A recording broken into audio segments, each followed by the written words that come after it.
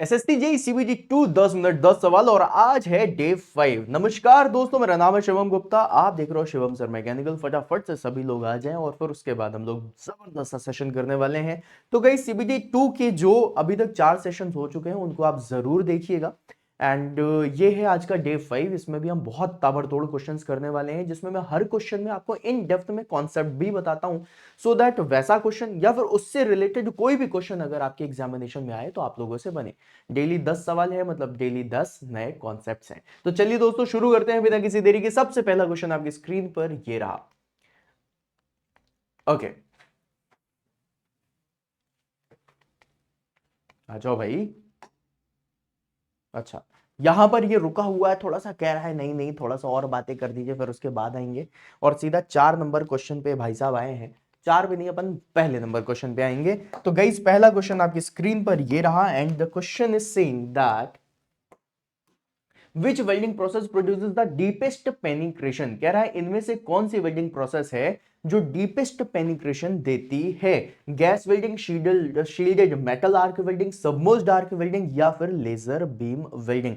Guys देखिए, अगर मैं यहां पर बात करूं डीपेस्ट पेनिट्रेशन की, डीपेस्ट पेनिट्रेशन कहने का मतलब क्या होता है कि ये जैसे कि फॉर एग्जांपल मान लो ये आपका पेरेंट मेटल है, ठीक है। इस पेरेंट मेटल में जब आप वेल्डिंग कर रहे हो तो जो आपका वेल्ड मेटल है, ये जो मॉल्टन मेटल होता है, वो कितना ज्यादा नीचे तक पेनिट्रेट कर रहा है, this is known as penetration, ठीक है। अब इनमें से कौन सी वेल्डिंग में सबसे ज्यादा पेनिट्रेशन आपको देखने के लिए मिलेगा। बहुत सारे स्टूडेंट बोलेंगे सबमर्ज्ड आर्क वेल्डिंग, क्योंकि सबमर्ज्ड आर्क वेल्डिंग में आप लोगों का पूल ऑफ मॉल्टन मेटल होता है, लेकिन बेटा ये हॉरिजॉन्टल पे चलती है। डीपेस्ट पेनिट्रेशन अगर आप लोगों को देखना तो बेसिकली आपको देखने के लिए मिलता है इलेक्ट्रोस्लैग वेल्डिंग में, लेकिन वो यहां पर ऑप्शन में नहीं है, तो हम किसको चूज करेंगे। The correct answer will be laser beam welding. Laser beam welding में आपका जो पेनिट्रेशन है वो काफी ज्यादा डेप्थ तक जाता है, क्योंकि इसकी इंटेंसिटी बहुत ज्यादा हाई होती है, ठीक है। अगला क्वेश्चन आपकी स्क्रीन पर ये रहा, कह रहा है warm working of the metal is performed.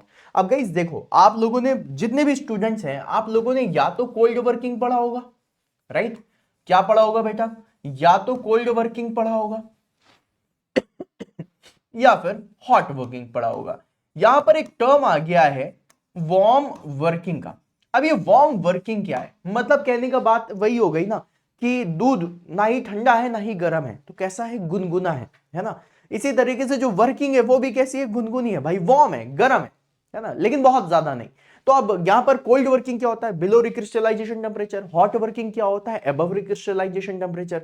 तो बेसिकली वार्म वर्किंग हम करते कहां है, वार्म वर्किंग एक ही कॉन्सेप्ट है, एक ही तरीका है जहां पर किया जाता है, और उसका नाम क्या बेटा, फोर्जिंग, राइट। अब ऐसा क्यों करते हैं, क्योंकि फोर्जिंग में जब आप वर्किंग में हॉट वर्किंग करते हो तो उसमें ऑक्साइड की लेयर्स बहुत ज्यादा बनती हैं, सरफेस फिनिश अच्छी नहीं आती है, और मेटल भी बहुत लॉस होता है in the form of oxides. तो हम लोग क्या करते हैं, क्या मेटल को गर्म तो करते हैं, लेकिन just below what, just below your recrystallisation temperature, right. तो मतलब यहां पर जो वार्म वर्किंग है, this is also a kind of cold working, right. अब हॉट वर्किंग क्या है भाई, हमारे पास हॉट वर्किंग को, कोल्ड वर्किंग को बताने के लिए यही तो है रिक्रिस्टलाइजेशन टेम्परेचर, राइट।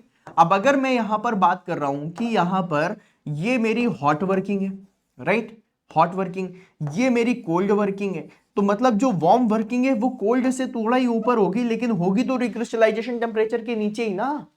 अगर रिक्रिस्टलाइजेशन के ऊपर हो गई तो हॉट बन जाएगी ना, राइट। तो मतलब अगर वार्म वर्किंग के बारे में भी बताया जाए तो ये क्या होगी, बिलो रिक्रिस्टलाइजेशन टेम्परेचर होगी। Answer option number A. अगला क्वेश्चन आपकी स्क्रीन पर ये रहा। क्वेश्चन कह रहा है for a body moving with constant velocity the net force is equals to.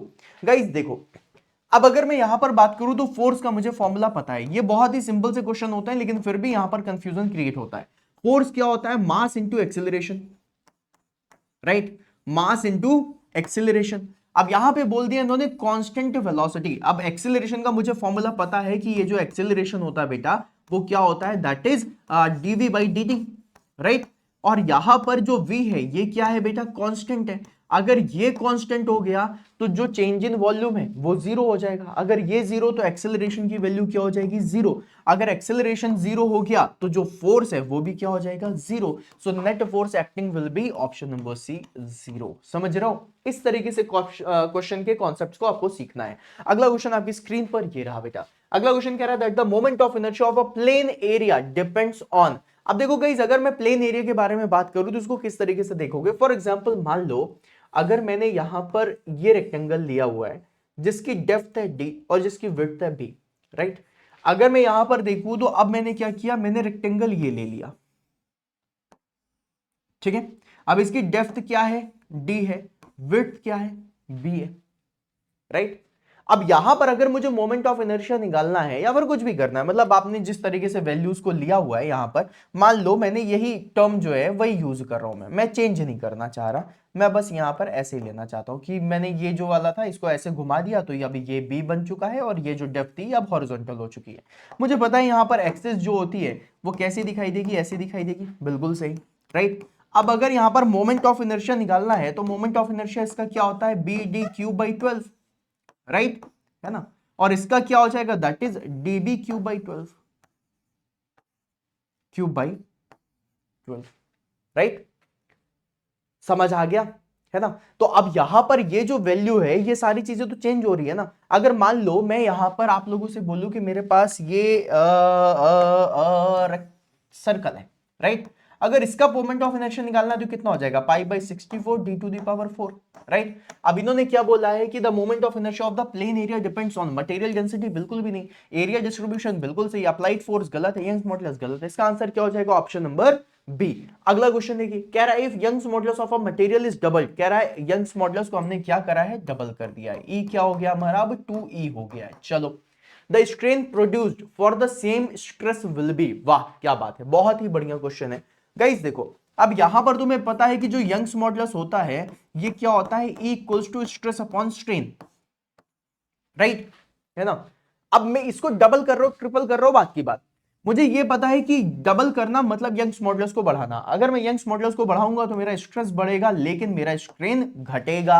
अब इन्होंने क्या बोला है कि डबल से घट रहा है, घटेगा तो क्या डबल होगा, बिल्कुल भी नहीं। रिमेन सेम रहेगा, बिल्कुल भी नहीं। बिकम 4 टाइम्स, बिल्कुल भी नहीं। Become half, right. Become 4 times तो बढ़ रहा है ना। अरे भाई मैं ये देख ही नहीं रहा कि ये कितने परसेंट बढ़ रहा है कितना नहीं, मुझे तो जल्दी आंसर देना है।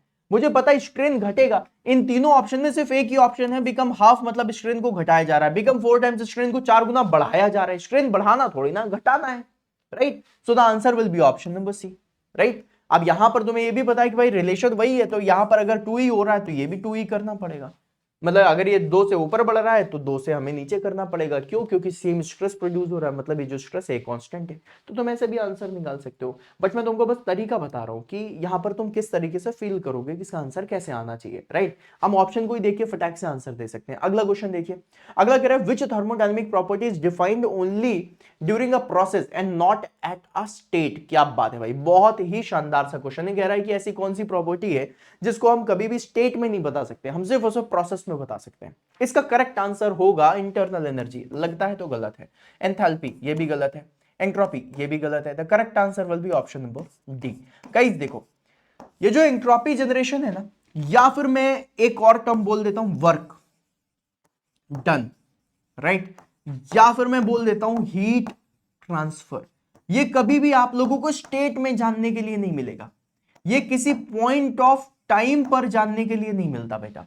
ये आपको कब मिलता है, ये आप लोगों को सिर्फ और सिर्फ पाथ फंक्शन में मिलता है। All our path function, all our path function, मतलब ये जब कोई प्रोसेस होगी ना तभी आप लोगों को जानने के लिए मिलेगा, उसके अलावा तो आप लोग इसको नहीं देख सकते, right. So the correct answer for this question will be option number D. अगला क्वेश्चन आपकी स्क्रीन पर ये रहा, कह रहा है विच flow condition results in maximum discharge through an orifice. कह रहा है ओरिफिस से विच फ्लो कंडीशन, कह रहा है कौन सी फ्लो कंडीशन रिजल्ट करेगी maximum discharge through an orifice. तो ओरिफिस कैसा होता है बेटा, पोलो खा लो ओरिफिस के क्वेश्चन लगा लो। ऐसा क्यों, क्योंकि ओरिफिस एग्जैक्ट कैसी दिखाई देती है, पोलो टाइप। This is orifice. अब इससे मुझे क्या चाहिए, मैक्सिमम डिस्चार्ज, मतलब मुझे यहां पर क्यू मैक्स की वैल्यू चाहिए, राइट। अब ये क्या होता है बेटा, डिस्चार्ज होता है area into velocity, velocity, right.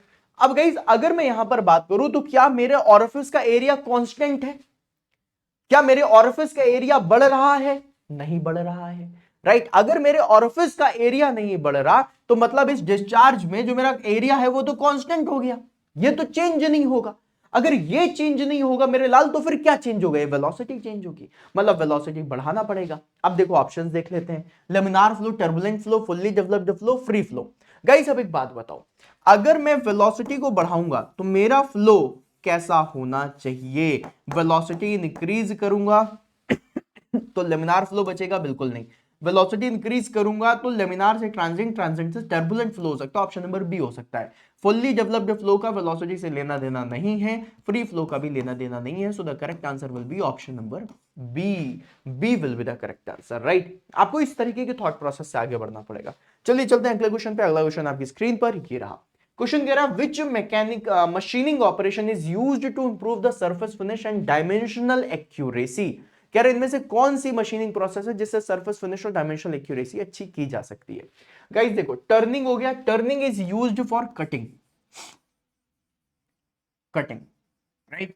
इससे आपकी सरफेस फिनिश अच्छी होती है। मिलिंग भी सरफेस फिनिश अच्छी करता है। ग्राइंडिंग कटिंग और सरफेस फिनिश के लिए, ग्रिलिंग सिर्फ कटिंग के लिए। इसका करेक्ट आंसर ग्राइंडिंग होगा, राइट।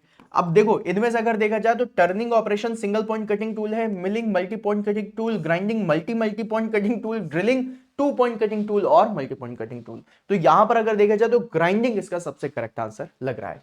अगला क्वेश्चन देखिए, कह रहे हैं in powder metallurgy sintering is carried out to. क्या बात है भाई साहब। देखो guys powder metallurgy, powder metallurgy कब किया जाता है, जब आपको पता हो एक ऐसा मटेरियल है मेरे पास जिसको मैं काट पीट नहीं सकता, है ना, कटेगा नहीं, वेल्ड नहीं होगा, सब कुछ नहीं होगा, तो मैं क्या करता हूं इन द पाउडर्ड फॉर्म उसको लेकर के जाता हूं। फिर उसके बाद मुझे क्या करना है, उसकी स्ट्रेंथ बढ़ानी। स्ट्रेंथ करने के लिए मुझे लेयर बाय लेयर उसको कंप्रेस करना पड़ेगा, हाई प्रेशर लगाना पड़ेगा, है ना, हैवी एनर्जी देनी पड़ेगी, तब जाकर के वो जो आपके पार्टिकल्स हैं एक दूसरे के साथ चिपकेंगे, राइट। तो ये जो आपका हैवी एनर्जी देने वाली प्रोसेस होती है ना, उसको हम लोग क्या बोलते हैं, सिंटरिंग बोलते हैं। और ये किस फॉर्म में किया जाता है, तो सिंटरिंग हम किस में करते हैं, पाउडर्ड फॉर्म में करते हैं। मतलब मटेरियल जो होगा वो आपका पाउडर स्टेट में होगा, बिल्कुल पाउडर, जैसे टेल्कम पाउडर नहीं होता फेस पे लगाते हो, उसी तरह पाउडर होता है, दबा दबा के उसको सॉलिड किया जाता है। अब ऑप्शन देख लेते हैं, कॉम्पैक्ट पाउडर काट दो, रिमूव मॉइस्चर ये भी काट दो, increase strength by bonding particles बिल्कुल सही, मेल्ट द पाउडर बिल्कुल गलत। इसका answer option number C. Now let's coming to the next question. Next question is saying that which casting method is best suited for producing thin sections with good surface finish. देखो कई thin section के लिए आपका die casting surface finish भी अच्छी करता है, centrifugal casting भी आपका करता है और इन्वेस्टमेंट कास्टिंग भी करता है। सैंड कास्टिंग से हम थिन मटेरियल नहीं बनाते। अब इन तीनों में से अगर मुझे बेस्ट रिजल्ट चूज करना हो then I will choose investment casting. Investment casting से आप काफी इंट्रिकेट शेप, मतलब कठिन शेप भी बना सकते हो।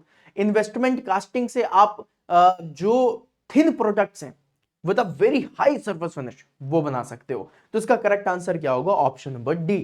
तो आज के 10 सवाल खत्म हो गए, बहुत ही बढ़िया गाइस, नेक्स्ट लेवल पे आज का हमने सेशन करा।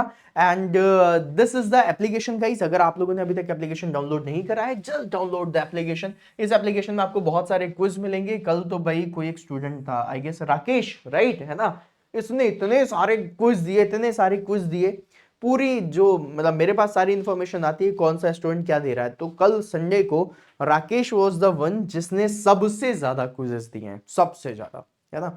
मैं रिजल्ट्स भी देख रहा था, दैट वाज गुड। और वो बच्चा पता है कैसे क्विज दे रहा था, वो एक बार क्विज देता था और जब वो क्विज देता था उसको सारी चीजें पता चलती थी कि भाई हाँ ये गलतियां यहां पर मैंने करी, ये गलतियां यहाँ पे करी, ये गलतियां यहाँ पे करी। फिर उसके थोड़ी देर के बाद जब वो प्रॉपर उस कॉन्सेप्ट को सीख लेता था, फिर उसके बाद वापस आता था वो क्विज देने और फिर उसके बाद फिर से क्विज देता था, है ना। तो एक एक क्विज को तुम दो दो बार, तीन तीन बार, 10-10 बार दे सकते हो, तुम्हारे ऊपर है, ठीक है। और गाइज इस एप्लीकेशन में आपको काफी सारी चीजें मिलेंगी, तो इसको आप जरूर डाउनलोड करिएगा। सीबीटी 2 की तैयारी आपके पेड बैच में भी चल रही है, मैथमेटिक्स भी आपकी शुरू हो चुकी है, तो बढ़िया जबरदस्त लेवल पे आप लोग सेशन लीजिए, तैयारी करिए और सिलेक्शन लीजिए। इसी के साथ आज का सेशन यहीं पे एंड करते हैं। सेशन अच्छा लगा हो तो लाइक कर देना, चैनल सब्सक्राइब कर लो ताकि रोज शाम को 5 बजे आपको सीबीटी 2 की क्लास मिले, रात को 8:30 बजे आप लोगों को सीबीटी 1 एसएससी जेईई सीबीटी 1 2026 की क्लास मिल रही है और बहुत सारा कंटेंट आप लोगों को इस चैनल पे मिलेगा। तो फटाफट से सभी लोग लाइक कर दें, शेयर कर दें और चैनल सब्सक्राइब कर दें। मिलते हैं फिर अपन नेक्स्ट सेशन में, तब तक के लिए बाय बाय।